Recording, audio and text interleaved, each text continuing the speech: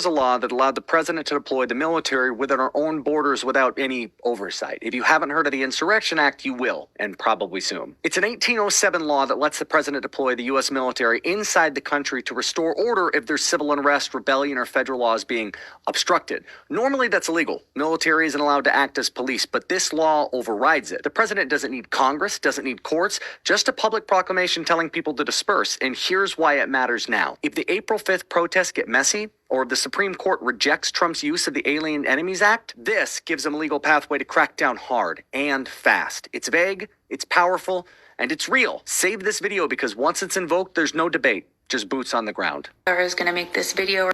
You may not want to hear this, but I do have something that you need to be aware of. It is right there in writing. We have less than 60 days to find out how far this president is willing to push his powers.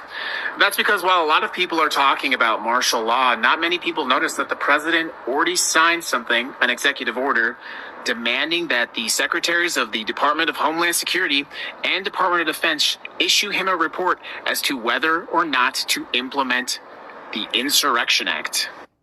The Insurrection Act allows the president to deploy the military and National Guard to suppress civil disorder. And as part of an executive order on immigration, the president demanded that they produce a report as to whether or not they should.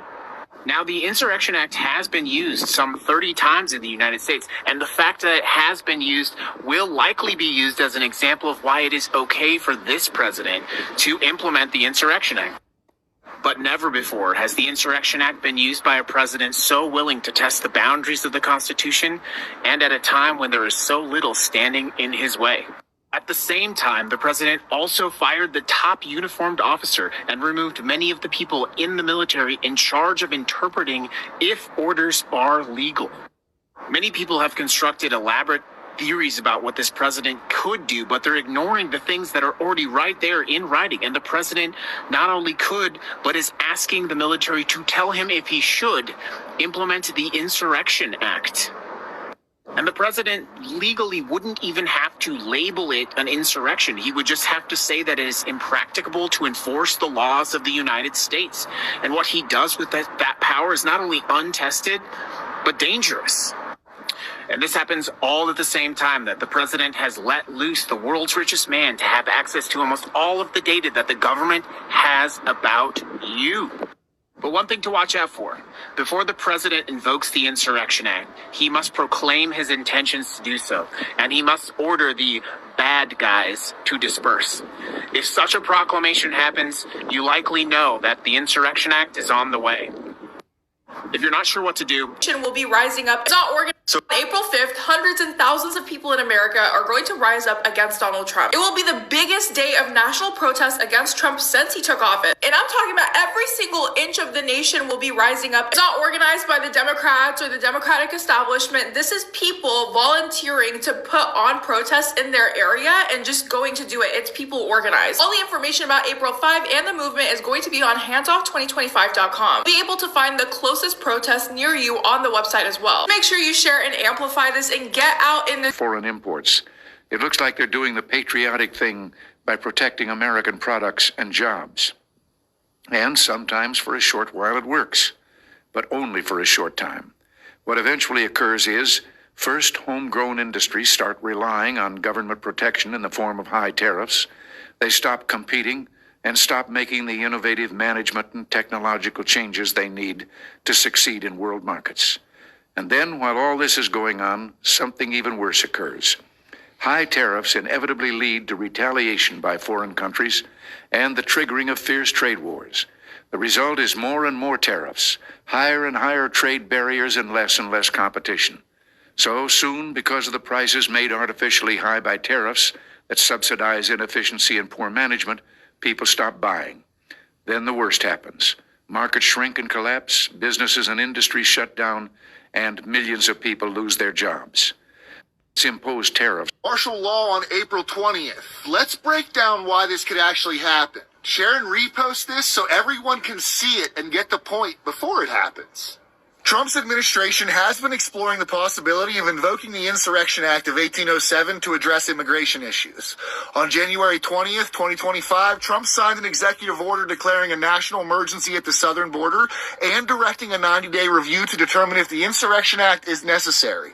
That review ends on April 20th. This act allows the president to deploy military forces domestically to enforce federal law or quell unrest. Now, this part is just my opinion, but my guess, the administration plans on using military to aid in mass deportation efforts. Boots on the ground, trucks on the highway, and planes in the air. Detention centers on military bases is also a possibility. One key thing to remember, the Insurrection Act itself is not martial law. Martial law only comes into play if mass deportations spark widespread unrest that becomes unmanageable. Bottom line, April 20th could be a turning point. If the Insurrection Act is invoked, military involvement on U.S. soil is a real possibility. Now let me know in the comments how you think this is going to play out in major cities across America.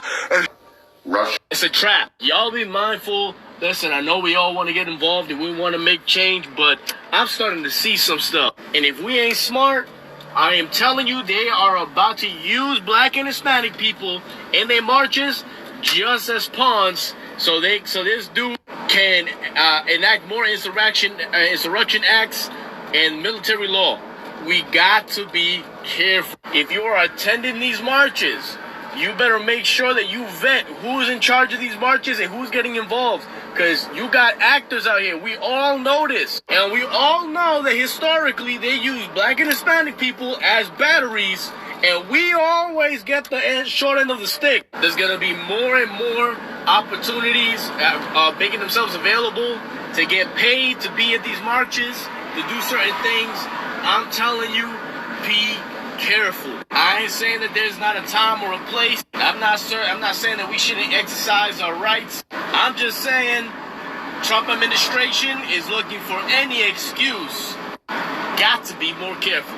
It's a day. There are two things. This is the day that the Lord has made. There is a lot of angst. There's a lot of fear, particularly in immigrant congregations. These congregations have always felt safe in the sacred spaces.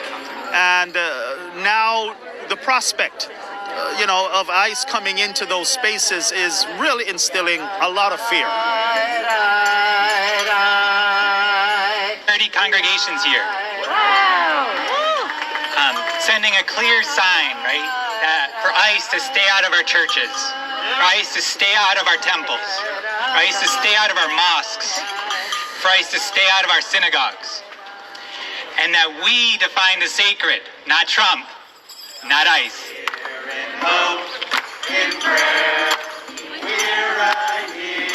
In just a few months, the relative safety that the U.S. provided migrants has been taken from them. As religious leaders, we call on the authority that God has given us to protect the most vulnerable. ICE is trying to take away every safe place that migrants have and have relied on, and we are standing together. Of protests are taking a... I'm going to say this one time and one time only. For my people, if you plan on participating in the April the 5th protest, stay your ass home. That's all a setup. Soon as we come out there in the masses, man, they're going to declare martial law. Think about it. When we have large social gatherings, they already have people that's infiltrating it. They're taking pictures and documenting and recording information on us, how we move and the things that we doing. What do you think they're going to do when we show up in the masses doing protests all the way across the United States? Y'all need to wake up. You better stay your ass home. We need to sit this one out. And for the ones who say they got our back, if you really got our back, y'all will understand. Y'all will show up and y'all will show out. That's what y'all need to do for us. Show us that you really got our backs. Show up and show out. Because, see, we need to sit this one out because we know what they trying to set up. When has protest helped anything?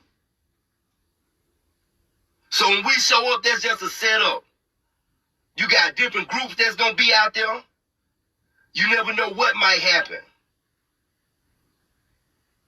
And then we'll be to blame for it all. That's crazy.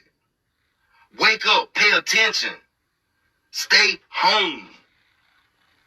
America great again. God, and we